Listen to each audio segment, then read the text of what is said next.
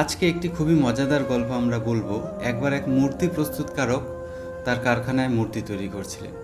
একদিন সকালবেলা সে যখন ঘুম থেকে উঠে প্রত্যেক দিনের মতো কাজ শুরু করতে গেল, প্রথম একটি পাথর নিয়ে যখন সে মূর্তি তৈরি করতে যাবে, প্রথম আঘাত করার সাথে সাথে তাকে অবাক করে দিয়ে পাথরটি চিৎকার করে উঠল এবং তাকে বলল যে আমাকে এত কষ্ট তুমি দিও না, আমাকে তুমি ছেড়ে দাও।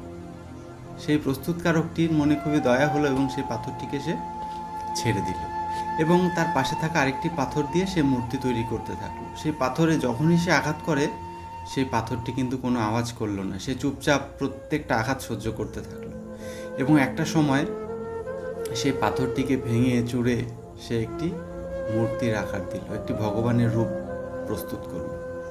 বিকেলবেলা গ্রামের কিছু মানুষ একটি মন্দিরতে স্থাপনের জন্য তার কাছে আসলো একটি মূর্তি নিতে, এবং যে মূর্তিটি সকালবেলা সে তৈরি করেছিল সেই মূর্তিটিকে তাদের পছন্দ হলো এবং সেই মূর্তিটিকে নিয়ে যেতে। ঠিক তখনই তাদের মধ্যে থেকে একজন বলল যে মূর্তির সামনে নারকেল ভাঙার জন্য তো একটি পাথর লাগবে, তাহলে তোমার মূর্তির পাশে যে পাথরটি রয়েছে এই পাথরটিও আমাদের দাও, এই পাথরটিতে আমরা নারকেল ভাঙব।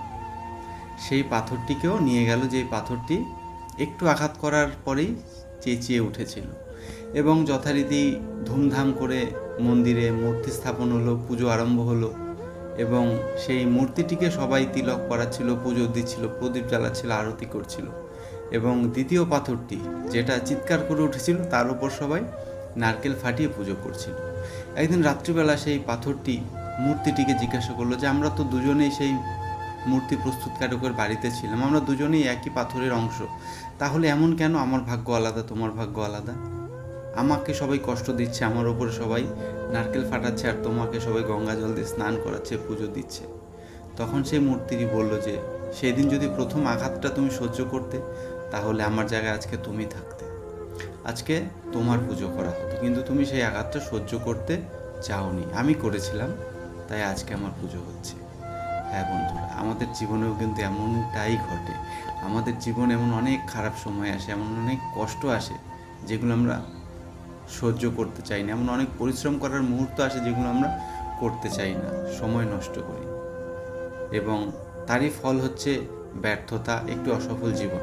সেই সময় যদি আমরা কষ্টটা করি, সেই সময় যদি পরিশ্রমটা করি, তাহলে কিন্তু আমাদের জন্য একটি সুন্দর সফল জীবন অপেক্ষা করছে। তাই খারাপ সময় দেখে ভয় পেও না, খারাপ সময় আরও পরিশ্রমের মাত্রা বাড়িয়ে দাও, তাহলেই কিন্তু জীবনে সফলতা আসবে এবং একটি শান্তিপূর্ণ জীবন কাটাতে